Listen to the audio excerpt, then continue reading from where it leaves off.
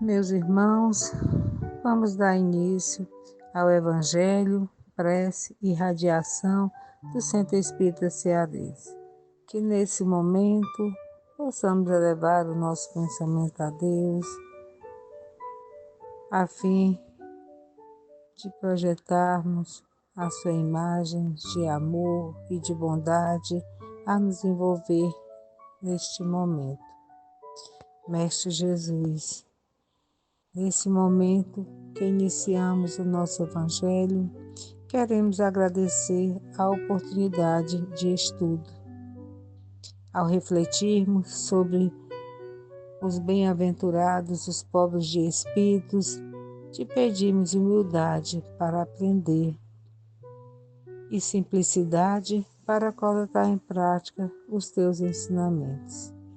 Que este momento de reflexão sobre teus ensinamentos, tu possa nos ajudar a cultivar a verdadeira humildade.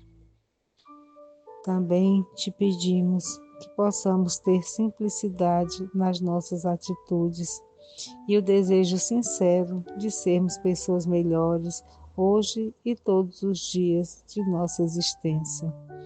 Que os bons espíritos nos inspirem e que esse momento seja de luz, paz e crescimento espiritual para todos nós. Que assim seja.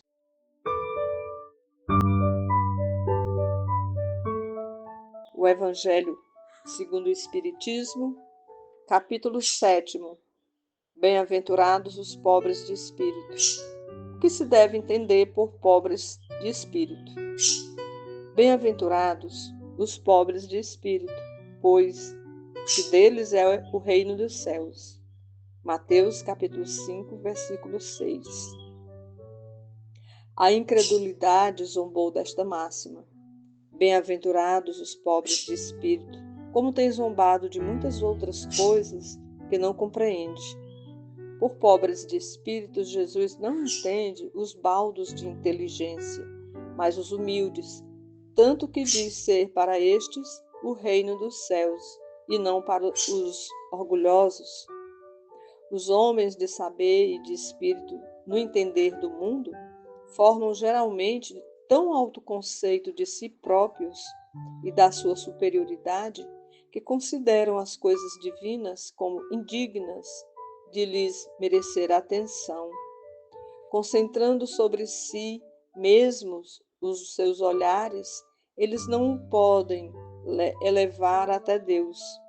Essa tendência de se acreditarem superiores a tudo, muito a miúde os leva a negar aquilo que, estando-lhes acima, os depreciaria, a negar até mesmo a divindade.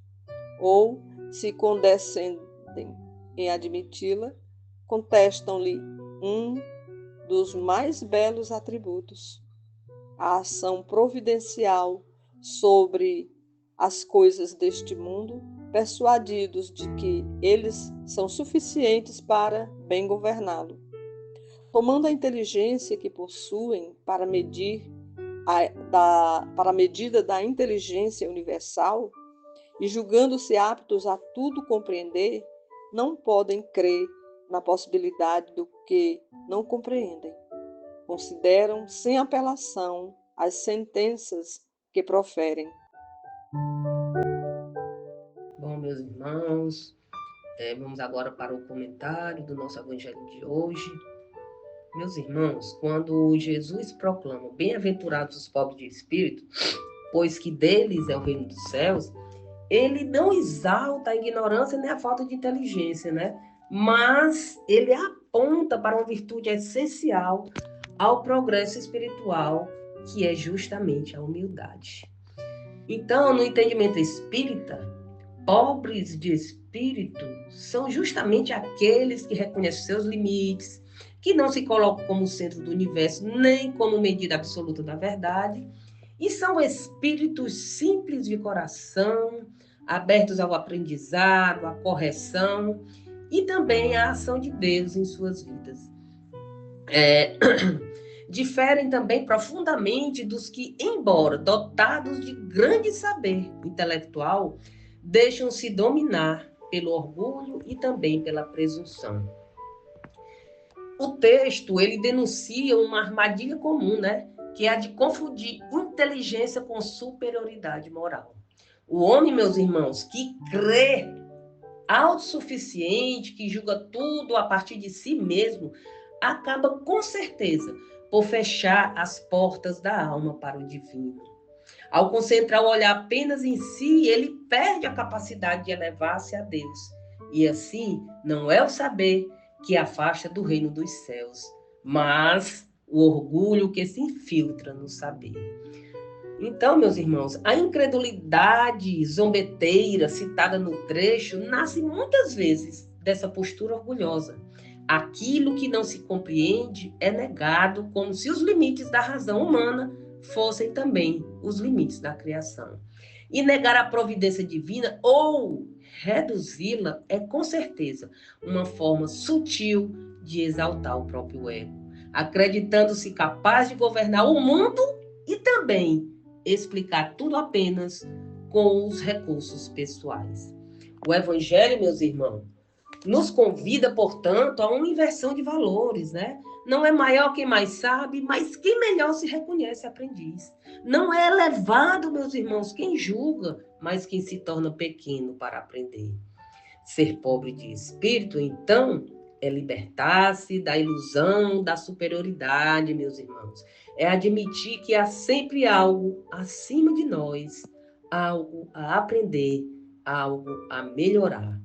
É essa disposição íntima que abre as portas do reino dos céus, entendido não como lugar, mas como estado de consciência, de paz e de sintonia com as leis divinas. Assim, para encerrar o meu comentário, Jesus, meus irmãos, ele nos ensina que a verdadeira grandeza não está na ostentação do saber, mas na humildade que permite ao espírito crescer, confiar em Deus e caminhar com simplicidade rumo à perfeição.